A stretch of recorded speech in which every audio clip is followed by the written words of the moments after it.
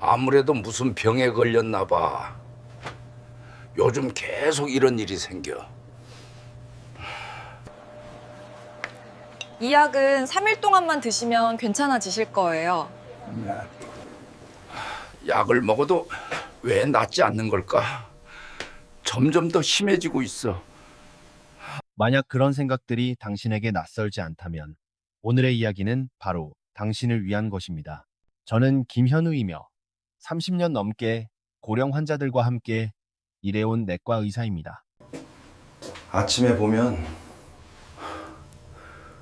소변에 작은 거품이 오래 띄어 있어요. 최근 10여 년간의 한국 공공보건 통계에 따르면 60세 이상 인구의 절반 이상이 신장과 요로 기능에서 조용한 변화를 겪고 있지만 대부분은 이를 전혀 인식하지 못하고 있습니다.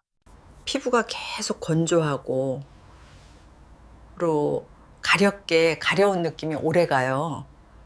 걱정해야 할 점은 이런 변화들이 항상 중병으로 이어진다는 것이 아니라 매우 조용하게 진행된다는 데 있습니다. 심한 통증도 없고 응급 상황도 없으며 당장 병원에 가야 할 만큼 뚜렷한 신호도 없습니다. 그렇기 때문에 많은 사람들이 이를 완전히 대수롭지 않게 넘기거나 소변에 거품이 생겼다는 한 가지 징후만 보고 오히려 과도하게 불안해지기도 합니다. 아침에 일어나면 얼굴이 조금 붉고 특히 눈 주변이 그래요.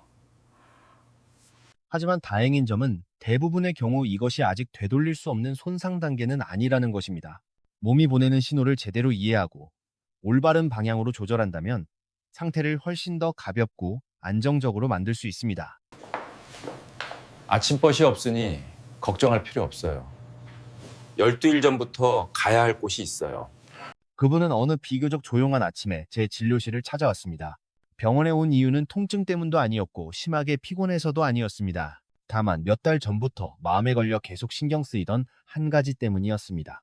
매일 아침 화장실에 다녀온 뒤 소변에 예전보다 거품이 많아졌고 그 거품이 꽤 오래 떠 있다는 것이었습니다. 처음에는 대수롭지 않게 넘겼습니다. 나이가 들면 몸에 이런저런 변화가 생기는 것이 당연하다고 생각했기 때문입니다. 하지만 점점 더 의식하게 되면서 걱정도 함께 커졌습니다. 혹시 자신의 신장이 서서히 약해지고 있는 것은 아닐지, 언젠가는 더 심각한 문제와 마주하게 되는 것은 아닐지, 그런 생각들이 머릿속에서 떠나지 않았다고 말했습니다. 요즘은 밖에 잘 안 나가요. 추워도 집에 있고 더워도 집에 있고 걷는 시간보다 TV 보는 시간이 더 많아졌어요. 최근 몇 년 사이 그는 외출을 거의 하지 않게 되었습니다. 날씨가 추우면 집에 있고 더워도 집에 있었습니다. 걷는 시간보다 TV를 보며 앉아있는 시간이 훨씬 많아졌고 산책이라고 해봐야 집 안에서의 짧은 이동이 전부였습니다. 식사는 비교적 조심하는 편이었고 짜게 먹지 않았으며 술도 많이 마시지 않았습니다. 그래서 그는 더욱 이해할 수 없다고 말했습니다. 이렇게 조심하며 살고 있는데 왜 여전히 소변에 거품이 생기는지 도무지 납득이 되지 않는다는 것이었습니다. 환자분 보시다시피 신장 기능은 정상 범위에 있습니다. 검사는 괜찮다는데 그랬다면 소변에 보이는 거품은 대체 어디서 오는 건가요? 이 사실은 그를 한편으로는 안심하게 만들었지만 다른 한편으로는 더 혼란스럽게 했습니다. 신장이 망가진 것이 아니라면 그렇다면 이 거품은 도대체 어디서 생긴 것일까 하는 의문이 들었기 때문입니다. 바로 이 지점에서 매우 많은 고령자들이 오해를 하게 됩니다. 우리는 흔히 어떤 변화가 생기면 반드시 특정 장기의 병이 생겼기 때문이라고 생각합니다. 하지만 몸은 그렇게 단순하게 작동하지 않습니다. 나이가 들수록 가장 먼저 변하는 것은 신장이 아픈 것이 아니라 몸 전체가 움직이는 방식입니다. 앉아있는 시간이 늘어나면 혈액순환은 느려집니다. 아랫배 근육과 골반저 근육이 약해지면 소변 흐름을 조절하는 능력도 떨어집니다. 허리 아래가 뻣뻣해지면 방광에 가해지는 압력 역시 달라집니다. 이 모든 변화들이 겹치면 소변 줄기가 어떤 때는 강해지고 어떤 때는 약해지게 됩니다. 그리고 바로 그 소변이 순간적으로 강하게 뿜어져 나오는 순간에 거품이 만들어집니다. 이런 현상은 신장이 아직 비교적 건강한 상태에서도 충분히 나타날 수 있습니다. 완전히 지칠 정도는 아는데 피곤한 느낌이 계속 남아 있어요. 나는 박영수 씨에게 이렇게 설명했다. 만약 신장에 정말로 심각한 문제가 있다면 몸은 보통 하나의 신호만 보내지 않는다. 대개는 다리 부종이 함께 나타나고 깊고 지속적인 피로가 이어지며 시간이 지날수록 소변량이 줄어들거나 특별한 이유 없이 몸이 무겁게 느껴지는 증상이 동반된다. 하지만 박영수 씨의 경우에는 소변에 거품이 생기는 한 가지 증상만 있었다. 이 점은 신장 손상이라기보다는 오랫동안 제대로 움직이지 못한 몸에서 나타난 기능적인 반응일 가능성이 크다는 것을 의미한다. 예저보다 아침에 손발이 더 차가워요. 많은 사람들이 걱정하는 이유는 소변 거품이 아침에 나타나기 때문이다. 하지만 많은 이들이 잊고 있는 사실이 하나 있다. 아침 소변은 밤새 물을 마시지 않았기 때문에 원래 농도가 짙다는 점이다. 몸의 활동량이 적고 혈액순환이 좋지 않으면 소변은 더 농축되기 쉽고 그만큼 거품도 더 잘 보이게 된다. 단지 아침이라는 한순간만 보고 신장이 약해졌다고 단정하는 것은 너무 성급한 판단이다. 노년의 몸은 문제가 생겼다고 소리를 지르지 않는다. 그저 조용히 속삭일 뿐이다. 그리고 우리가 그 신호를 제대로 듣지 못하면 아예 무시해버리거나 반대로 스스로를 과도하게 겁주게 된다. 잠이 깊지 않아서 새벽에 쉽게 깨어요. 바로 그렇기 때문에 다음 부분에서 나는 세 가지를 매우 구체적으로 이야기하려 한다. 첫째, 생리적 변화로 생기는 소변 거품과 실제 신장 문제와 관련된 거품을 어떻게 구분할 것인가이다. 둘째, 가볍고 느리며 올바른 방식의 움직임이 왜 많은 경우 약보다도 신장과 방광에 더 큰 영향을 미치는가? 이다. 셋째, 오늘부터 바로 시작할 수 있는 아주 작은 생활 속 변화들로 무리하지 않아도 분명한 차이를 만들어낼 수 있는 방법들이다. 이 중요한 이야기들을 놓치고 싶지 않다면 계속해서 이 이야기를 들어주길 바란다. 왜냐하면 내가 지금부터 하려는 말들은 어쩌면 그동안 당신의 몸이 계속해서 당신에게 전하려고 했던 바로 그 이야기일지도 모르기 때문이다. 하루가 끝날 무렵 발목이 약간 붓지만 아침이 되면 다시 가라앉는다. 박영수 씨에게 그의 소변 거품이 신장 손상에서 비롯된 가능성은 크지 않다고 설명한 뒤에도 나는 그의 얼굴에 여전히 익숙한 고민이 남아있는 것을 보았다. 그것은 바로 신장이 아니라면 도대체 무엇 때문일까라는 생각이었다. 수년 동안 우리는 이상한 증상이 나타나면 반드시 그 뒤에 어떤 병이 있어야 한다고 믿어왔기 때문이다. 하지만 예순을 넘긴 이후의 몸은 더 이상 그렇게 명확한 방식으로 작동하지 않는다. 병이다, 아니다를 분명히 가르기보다는 변화된 몸 안에서 각 장기가 얼마나 많은 부담을 지고 있는지를 그대로 반영할 뿐이다. 나는 환자들에게 가장 큰 실수는 소변에 거품이 보인다고 걱정하는 것이 아니라 너무 이르게 결론을 내려버리는 것이라고 말하곤 한다. 어떤 사람은 거품을 보자마자 곧바로 신부전을 떠올리고 어떤 사람은 어제 먹은 음식이 잘못됐다고 생각한다. 하지만 이 두 가지 생각 모두 지난 수년 동안 몸이 어떻게 달라져 왔는지를 놓치고 있다는 공통점이 있다. 나이가 들수록 사람들은 자신도 모르게 움직임이 줄어든다. 서 있는 시간보다 앉아 있는 시간이 늘고 움직이는 시간보다 누워 있는 시간이 많아진다. 이런 변화들은 통증도 없고 열도 나지 않지만 혈액순환을 느리게 만들고 아랫배 근육을 약하게 하며 방광을 압력에 더 민감하게 만든다. 많은 사람들이 묻는다. 그저 운동이 부족해서라면 예전에도 덜 움직이던 시기가 있었는데 왜 그땐 괜찮았나요? 답은 바로 예전이라는 말 속에 있다. 더 젊었을 때는 몸의 보상 능력이 훨씬 좋았다. 골반적 근육도 튼튼했고 허리도 유연했으며 방광을 조절하는 신경 반응도 빠르고 안정적이었다. 하지만 예순을 지나면서 이런 보상 능력은 점점 줄어든다. 생활 리듬의 작은 변화만으로도 배뇨 방식에 눈에 띄는 차이가 생길 수 있고 소변 거품은 그 초기 신호 중 하나로 나타나는 경우가 많다. 많이 알려지지 않은 중요한 사실 하나가 있다. 노년기에는 소변 흐름을 조절하는 근육들이 팔이나 다리 근육보다 더 빠르게 약해진다는 점이다. 이 근육들이 약해지면 방광은 일정한 리듬을 유지하기 어려워진다. 어떤 날은 소변 줄기가 약하고 어떤 날은 순간적으로 강하게 쏟아진다. 바로 이 짧은 순간의 강한 분출이 거품을 만들어낸다. 이 과정은 신장에 실제 손상이 없어도 충분히 일어날 수 있다. 그래서 소변 거품만으로 신장 건강을 판단하는 것은 매우 편협한 시각이다. 또 나는 통증도 없고 크게 피곤하지 않으니 심각한 문제는 없을 것이라고 말하는 환자들을 자주 만난다. 하지만 나이가 든 몸은 더 이상 통증을 주된 언어로 사용하지 않는다. 대신 훨씬 미묘한 신호들로 말한다. 예전보다 얕아진 잠, 더 쉽게 차가워지는 손발, 탈진까지는 아니지만 계속 이어지는 피로, 그리고 때로는 소변의 변화. 이 신호들은 우리를 겁주기 위한 것이 아니라 몸이 더 이상 최적의 조건에서 일하고 있지 않다는 점을 알려주기 위한 것이다. 박영수 씨에게 요즘 얼마나 자주 걷느냐고 묻자 그는 집안에서 왔다 갔다 하는 정도면 충분하다고 웃으며 말했다. 하지만 이 나이의 몸에는 집안을 조금 걷는 것만으로는 아랫배와 골반 부위의 혈액순환을 충분히 깨우기 어렵다. 이 부위의 순환이 떨어지면 신장은 지원이 부족한 상태에서 일하게 되고 방광은 더 쉽게 자극을 받는다. 배뇨시 압력이 높아지면서 거품이 더 잘 생긴다.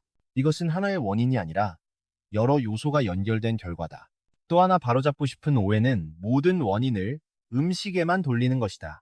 어떤 사람들은 짠 음식을 한 끼 먹었거나 단백질을 많이 먹은 날에 거품이 생겼다고 생각한다. 하지만 음식의 영향은 생각보다 크지 않다. 더 중요한 것은 몸이 섭취한 것을 어떻게 처리하느냐이다. 움직임이 적으면 신장은 조절을 위해 더 많은 일을 해야 하고 적당하고 부드러운 움직임이 있으면 그 부담은 눈에 띄게 줄어든다. 그래서 어제 무엇을 먹었는지만 보지 말고 지난 몇 년간의 생활 방식을 함께 돌아봐야 한다. 나는 박영수 씨에게 소변 거품은 가만히 기다린다고 저절로 사라지는 것도 아니지만 두려운 강한 치료가 필요한 문제도 아니라고 말했다. 핵심은 원인을 제대로 이해하는 것이다. 만약 원인이 오랫동안 몸이 제대로 움직이지 못한 데 있다면 해법 역시 나이에 맞는 움직임을 다시 회복하는 데서 시작해야 한다. 달리기나 격한 운동이 아니라 몸을 안에서부터 따뜻하게 만들어주는 느리고 규칙적인 움직임이면 충분하다. 이 이야기를 들은 많은 노년층 환자들은 안도의 숨을 내쉰다. 병이 없다는 보장 때문이 아니라 자신의 몸이 아직 변할 수 있다는 사실을 깨닫기 때문이다. 이 나이에 가장 두려운 것은 질병 그 자체가 아니라 이미 너무 늦었다는 믿음이다.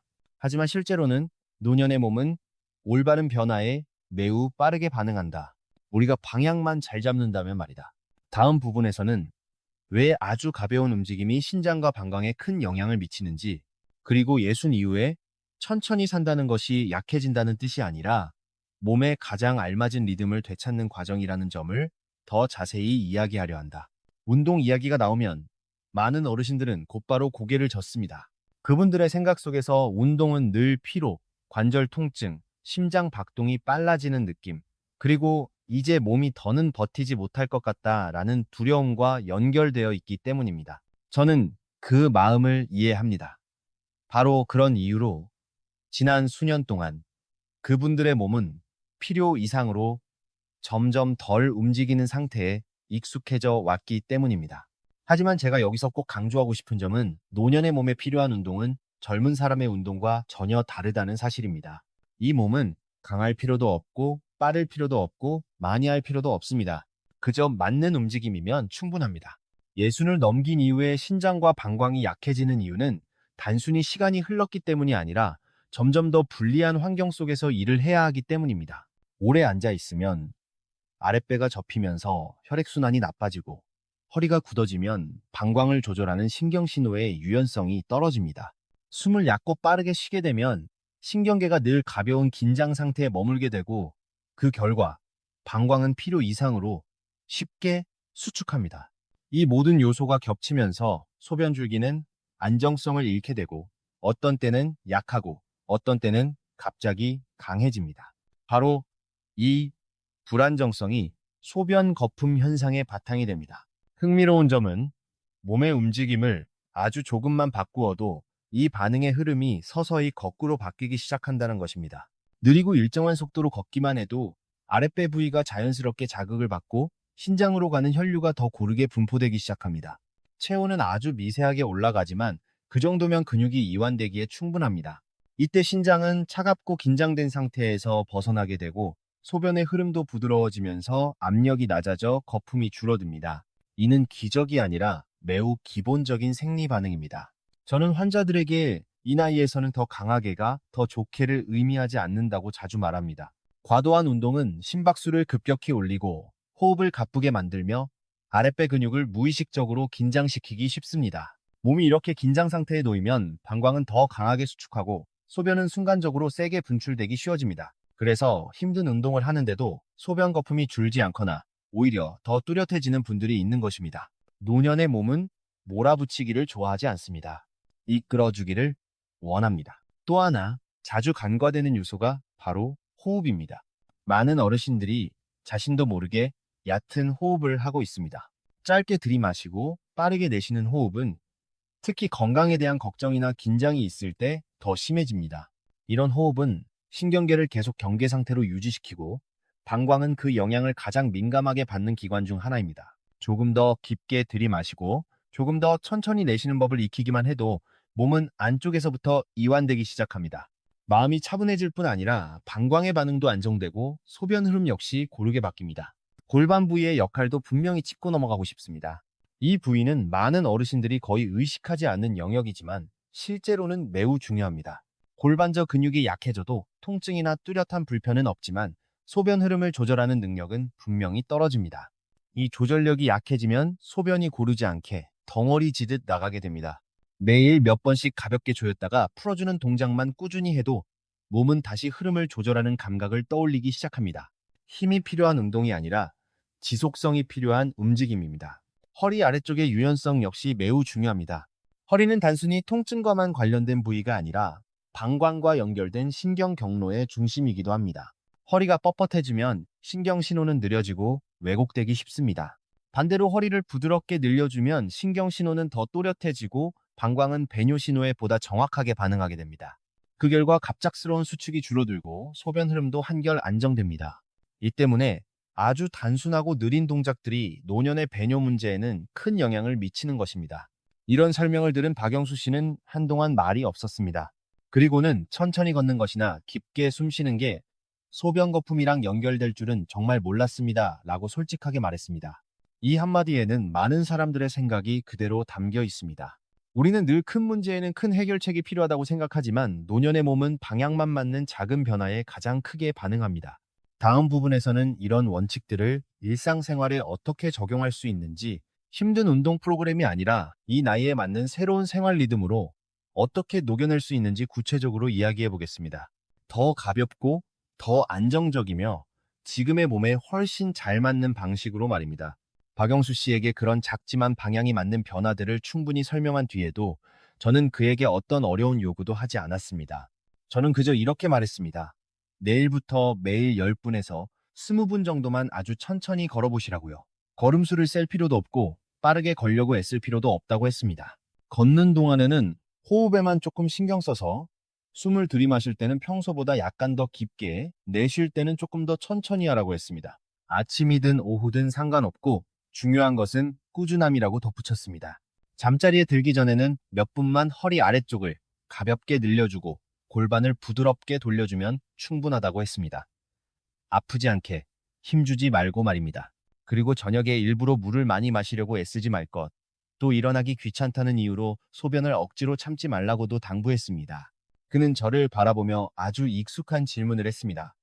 이렇게 단순한 것들이 정말 차이를 만들 수 있느냐고요? 저는 이 나이에 몸에는 큰 변화가 필요하지 않다고 답했습니다. 오랜 세월 동안 잃어버렸던 자연스러운 리듬을 다시 돌려주는 것만으로도 충분하다고 말했습니다. 몸이 조금 더 따뜻해지고 조금 더 부드러워지고 긴장이 풀리기 시작하면 신장과 방광은 스스로 해야 할 일을 훨씬 편안하게 해내게 됩니다. 그리고 소변은 그 변화를 아주 솔직하게 보여준다고 했습니다. 몇 주 뒤 그는 다시 찾아왔습니다. 그는 많은 말을 하지 않았습니다. 그저 미소를 지으며 아침마다 신경 쓰이던 거품이 눈에 띄게 줄었고 더 이상 불안하지 않다고 말했습니다. 저에게 그것은 단순히 하나의 증상이 좋아졌다는 의미가 아니라 그의 몸이 스스로의 신호를 듣기 시작했다는 징후였습니다. 그래서 지금 이 나이에 몸의 작은 변화들 앞에서 고민하고 계신 분이 있다면 꼭 기억해 주셨으면 합니다. 모든 신호가 두려운 경고는 아닙니다. 때로는 그저 하루하루 몸을 조금 더 부드럽게 대해달라는 아주 조용한 부탁일 뿐입니다.